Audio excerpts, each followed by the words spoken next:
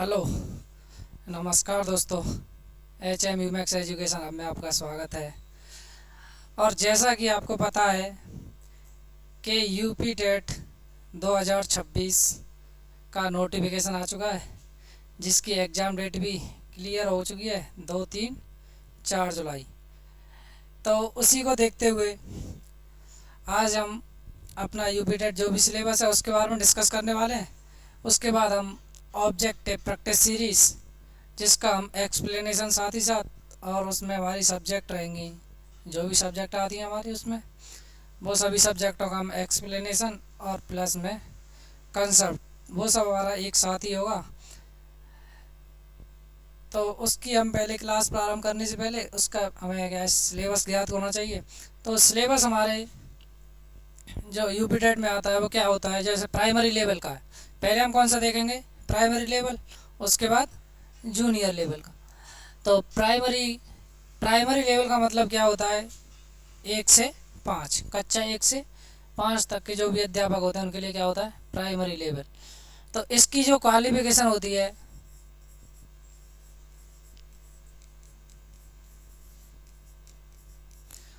Qualification क्या होती है, DL एड, DL एड। इसमें एक सुविधा और दे रखी है कि जो बच्चे DL एड में FPR हैं वो भी क्या है, एलिजिबल हैं। FPR का मतलब क्या है, जिन्होंने 3rd सेमेस्टर या फर्स्ट सेमेस्टर का रिजल्ट आ गया वो फर्स्ट ईयर पास कर लियो, वो क्या होते हैं FPR में। तो वो भी ये एग्ज़ाम फॉर्म भर सकते हैं। तो अपना टेट निकाला, जिससे क्या वैकेंसी उसमें UP TET, C TET.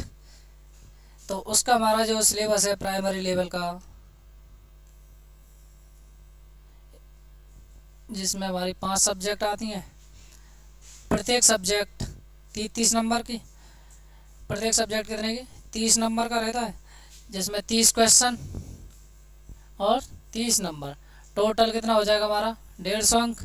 Total कितना होगा, 150 अंक का, जिसमें 30 क्वेश्चन बाल विकास एवं शिक्षण विधि से अनिवार्य होता है।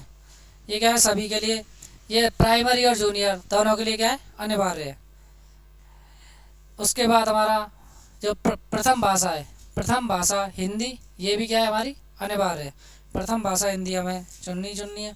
उसके बाद द्वितीय भाषा, जिसमें अंग्रेजी, उर्दू, संस्कृत, इन तीनों में से जो भी आपको उचित लगे वो ले सकते हैं। चाहे तो हिंदी ले लो, अंग्रेजी ले लो, या वो नहीं सर, संस्कृत और अंग्रेजी और उर्दू, जो आपकी चॉइस हो। गणित अनिवार्य रहता है, गणित अनिवार्य है। और इसमें पर्यावरण अध्ययन भी अनिवार्य है। केवल जो जूनियर वाले होते हैं उनके लिए थोड़ा चेंज हो जाता है। ये हमारा जैसा है सेम रहेगा, 3 पोर्शन, केवल थोड़ा सिलेबस बढ़ जाएगा।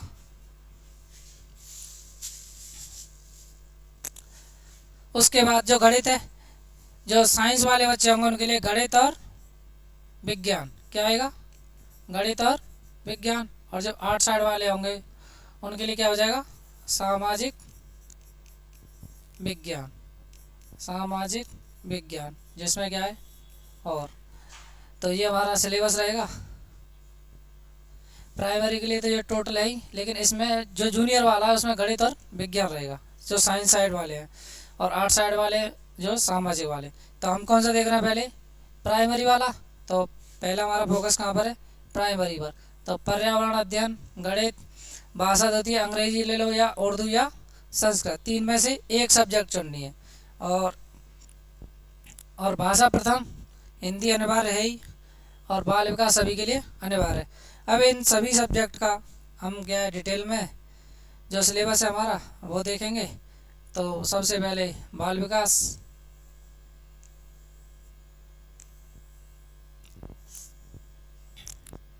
जैसे बाल विकास के हमारे जो कितने प्रश्न आएंगे, 30।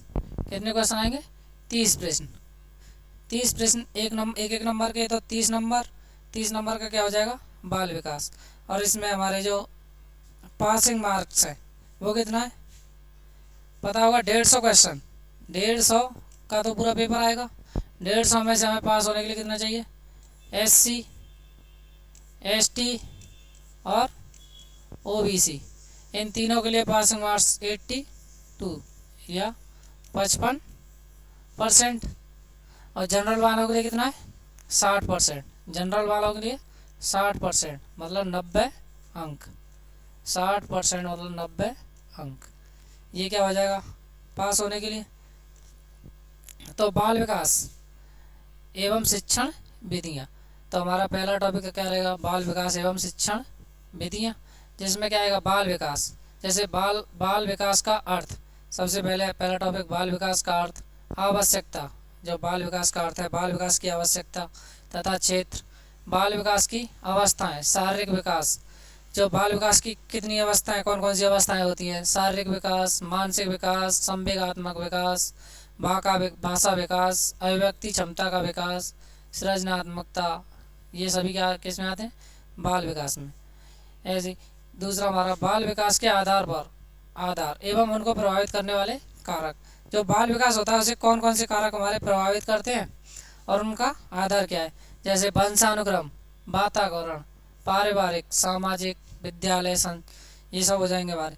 फिर दूसरा हमारा टॉपिक रहता है सीखने का अर्थ एवं सिद्धांत, जिसमें हमारे थॉर्नडाइक का सिद्धांत, पावलोव का सिद्धांत, ये सभी आते हैं।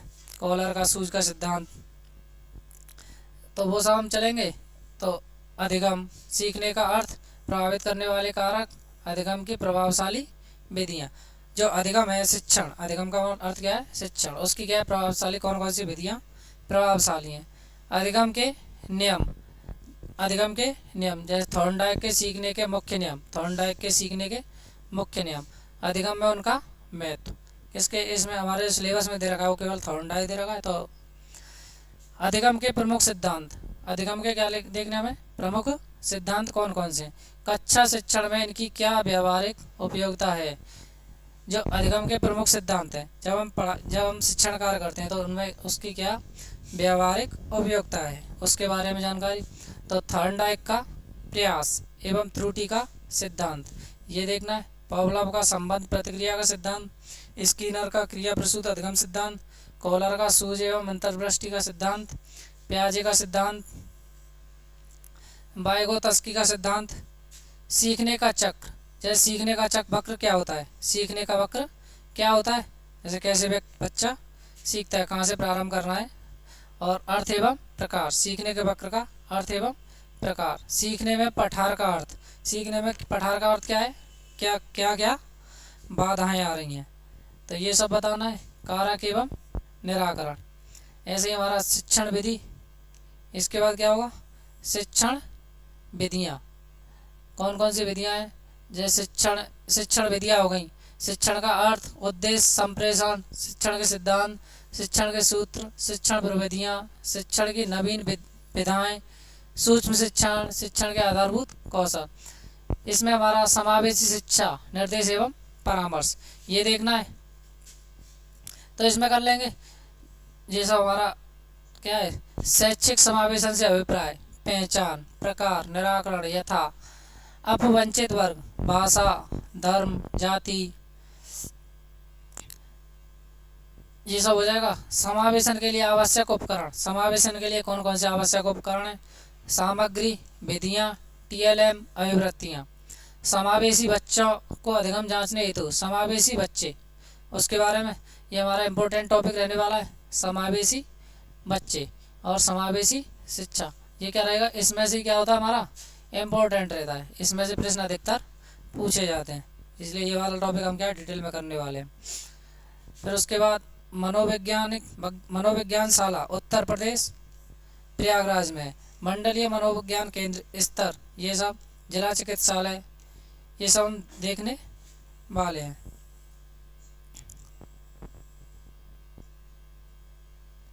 फिर उसके बाद हमारा जो टॉपिक रहता है अधिगम और अध्यापन, अधिगम और अध्यापन। तो बालक किस प्रकार सोचते और सीखते हैं, इसके बारे में। अधिगम और अध्यापन की बुनियादी प्रक्रियाएं, समस्या का समाधान, त्रुटियां, ये सब हो जाएगा। तो अगर सिलेबस प्राप्त करना है तो हमारा जो टेलीग्राम चैनल है smart study with Shashikant sir के नाम से ही हमारा टेलीग्राम चैनल है, उसको फॉलो कर लें, जिस पर क्या है हमारे सभी PDF नोट्स उसी पर मिलेंगे। और हमारे चैनल को सब्सक्राइब कर लें, जिससे कि और बेल आइकन ज़रूर दबाएं, जिससे कि आपको समय समय पर नोटिफिकेशन मिलता रहे। तो अब आते हैं हमारा दूसरा जो अनिवार्य विषय है। अनिवार्य विषय क्या है? हिंदी। हिंदी, सामान्य हिंदी। इसमें क्या आएगा? अपठित अनुच्छेद। अपठित अनुच्छेद आ जाएगा, उसके क्या है? प्रश्न देने हैं, उसमें से प्रश्नों के उत्तर देने हैं। फिर दूसरा महत्वपूर्ण टॉपिक रहता है हमारा हिंदी वर्णमाला। हिंदी वर्णमाला, जिसमें स्वर और व्यंजन को हम क्या है डिटेल में पढ़ने वाले हैं। वर्णों के मेल से मात्रिक तथा अमात्रिक शब्दों की पहचान। मात्रिक और अमात्रिक शब्दों की पहचान। वाक्य रचना। वाक्य रचना किस प्रकार करते हैं, ये टॉपिक रहने वाला है। हिंदी की सभी ध्वनियों के पारस्परिक अंतर की जानकारी, जैसे जो ध्वनियाँ निकलती हैं वो कहाँ से निकलती हैं, उनके बारे में जानकारी। हिंदी भाषा की सभी ध्वनियों, वर्णों, अनुस्वार, अनुनासिक, चंद्रबिंदु में अंतर। इनमें क्या है, हम अंतर सीखने वाले हैं। जैसे ध्वनियाँ, वर्णों में क्या अंतर होता है, अनुस्वार क्या होते हैं, अनुनासिक क्या होते हैं, चंद्रबिंदु क्या होते हैं, ये सब हम डिटेल में देखने वाले हैं। उसके बाद हमारा संयुक्ताक्षर, अनुनासिक ध्वनियों के प्रयोग से बने शब्द।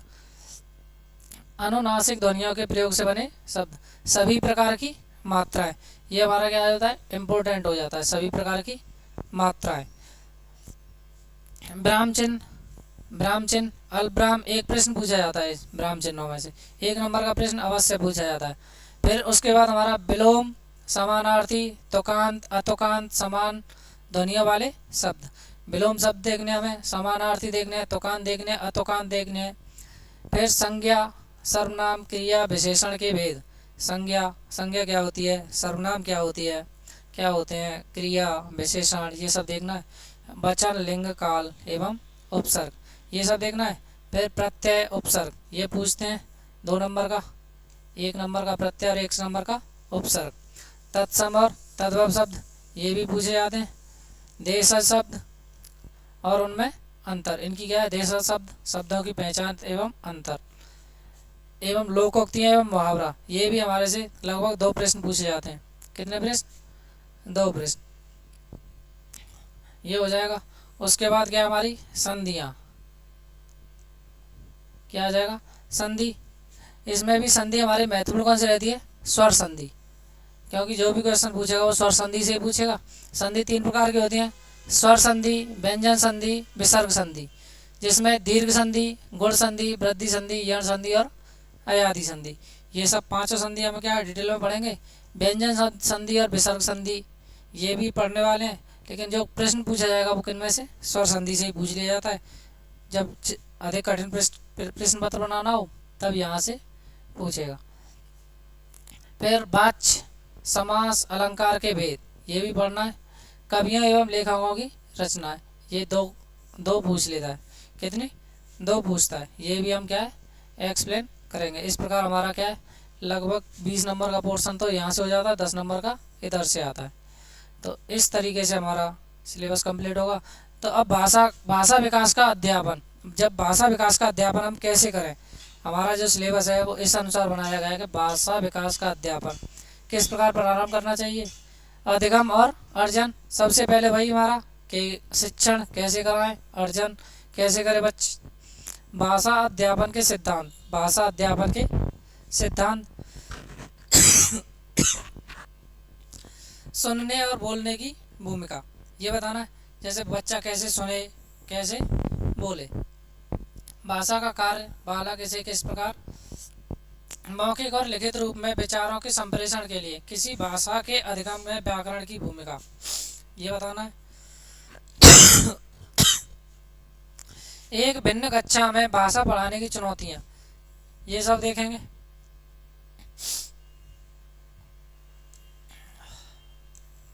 फिर भाषा कौशल, भाषा बोधगम्यता, प्रवीणता का मूल्यांकन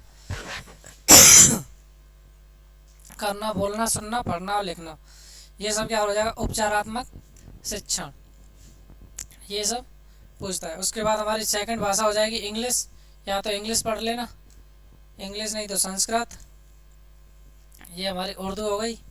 अपठित अनुच्छेद संस्कृत में से संज्ञाएं, ये सब इनमें से क्या लेनी है हमें, एक सब्जेक्ट कोई भी। फिर उसके बाद आ जाओ अपने मैथ वाले पोर्शन पर कि हमें मैथ में क्या क्या पढ़ना है और कैसे पढ़ना है। इसमें बेसिक प्रश्न पूछे जाते हैं मैथ के, ऐसा नहीं कि सीजीएल लेवल का पूछ लें या कुछ और। इसमें क्या है, बेसिक लेवल संख्या एवं संख्याओं का जोड़ घटान घटाना गुणा भाग, ये पूछेगा। एलसीएम और एचसीएफ, भिन्नों का जोड़ घटाव गुणा भाग। दशमलव, दशमलव में जोड़ घटान गुणा और भाग। एक एक नियम पूछेगा, परसेंटेज प्रतिशत पूछेगा ही पूछेगा। फिर लाभ हानि, क्या पूछना है, चैप्टर क्या रहेगा हमारा, लाभ और हानि। साधारण ब्याज क्या रहने वाला है, साधारण ब्याज। फिर रहेगा हमारा ज्यामितीय आकृतियाँ, पृष्ठ, कोण, त्रिभुज, इनके बारे में जानकारी होना चाहिए। धन, रुपया, पैसा, रुपया पैसा, रुपया पैसे कैसे कैसे प्रश्न पूछेगा। मापन, समय, तौल, धारिता, लंबाई, ताप, इन पर प्रश्न पूछेगा। परिमाप, त्रिभुज का आयत, वर्ग और चतुर्भुज, इनका क्या पूछ लेगा, परिमाप। और कैलेंडर, आंकड़े, आयतन, घन और घनाभ का, केवल दो टॉपिक दे रखे हैं, घन और घनाभ का, लेकिन बेलन भी पूछ लेता है। क्या पूछ लेता है, उसने टॉपिक में क्या डाल दिया, आयतन डाल दिया, तो आयतन में कुछ भी पूछ सकता है, बेलन का, शंकु। जरूरी थोड़ी है कि घन और घनाभ दे दिया तो उसने क्या पूछेगा। जैसे क्षेत्रफल, आयत और वर्ग दे रखा है, लेकिन क्या पूछेगा, त्रिभुज का भी पूछ लेगा, कहीं से भी पूछ सकता है। रेलवे या बस समय सारणी, ये क्वेश्चन है। आंकड़ों का प्रस्तुतिकरण, आंकड़ों का प्रस्तुतिकरण एवं निरूपण, ये प्रश्न।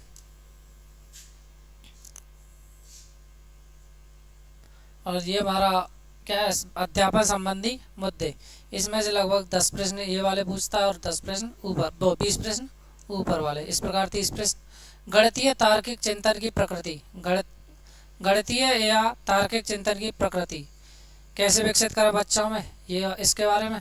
बालक के चिंतन एवं तर्क शक्ति, पैटर्नों तथा अर्थ निकालने और अधिगम तर्क कार्य नीतियों को समझना। जैसे बालक के साथ चिंतन कैसे करें, बालक को कैसे चिंतन करना सिखाएं, ये सब। पाठ्यचर्या में गणित का स्थान, जब हम पाठ्यचर्या बनाते हैं उसमें गणित का क्या स्थान है, इसके बारे में चर्चा होगी। गणित की भाषा कैसी होती है, सामुदायिक गणित, ये बताना है। औपचारिक एवं अनौपचारिक पद्धतियाँ, शिक्षण की समस्याएं, त्रुटि विश्लेषण, अधिगम और अध्यापन, नैदानिक और उपचारात्मक शिक्षण, ये सभी में आएगा। नैदानिक या एवं उपचारात्मक शिक्षण, ये प्राइमरी में भी, जूनियर में भी, हिंदी, इंग्लिश, संस्कृत, साइंस, सभी में पूछेगा। अब आ जाते हैं हम अपने पर्यावरण अध्ययन, जिसमें हमारी कौन कौन सी विषय होती हैं, विज्ञान, इतिहास, भूगोल, नागरिक शास्त्र, पर्यावरण, ये सभी सब्जेक्ट आती हैं।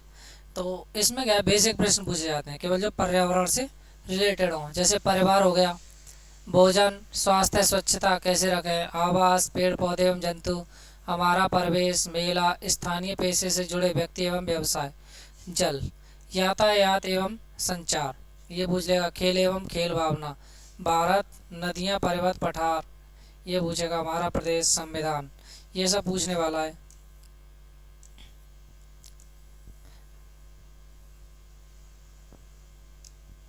शासन व्यवस्था, स्थानीय स्वशासन, ग्राम पंचायत, नगर पंचायत, जिला पंचायत, नगर पालिका, नगर निगम, जिला प्रशासन, व्यवस्थापिका, न्यायपालिका, कार्यपालिका, राष्ट्रीय पर्व, राष्ट्र प्रतीक, ये सब क्या है इसमें पूछेगा। लगभग यहाँ से 3 प्रश्न पूछने वाला है। यहाँ से कितने, 3 प्रश्न। पर्यावरण आवश्यकता, महत्व एवं उपयोगिता, पर्यावरण संरक्षण, पर्यावरण के प्रति सामाजिक दायित्वबोध, ये सब। फिर अध्यापन संबंधी मुद्दे, अध्यापन संबंधी मुद्दे, इसमें क्या कहेगा, पर्यावरण अध्ययन की अवधारणा और व्यक्ति व्याप्ति, मतलब क्यों हम पर्यावरण अध्ययन पढ़ते हैं इसके बारे में। पर्यावरण अध्ययन का महत्व, एकीकृत पर्यावरण अध्ययन, पर्यावरणीय अध्ययन एवं पर्यावरणीय शिक्षा, अधिगम सिद्धांत, विज्ञान और सामाजिक विज्ञान की व्याप्ति और संबंध, अवधारणा प्रस्तुत करने के दृष्टिकोण, ये सब क्रियाकलाप, प्रयोग, व्यावहारिक चर्चा, सतत एवं व्यापक मूल्यांकन, ये सब हमारा क्या रहने वाला है, सिलेबस रहने वाला है। तो इसकी तैयारी करने के लिए हमारे चैनल को सब्सक्राइब करें, जिसकी क्लासेस हम बहुत जल्द प्रारंभ करने वाले हैं। और हमारा जो टेलीग्राम चैनल है उसे भी ज्वाइन कर लें, जिस पर आपको क्या है, जो नोट्स हमारे Telegram channel smart study with Shashikant sir पर मिलने वाले हैं। तो ये हमारा सिलेबस हो गया, तो उसके लिए धन्यवाद। हाँ भाई।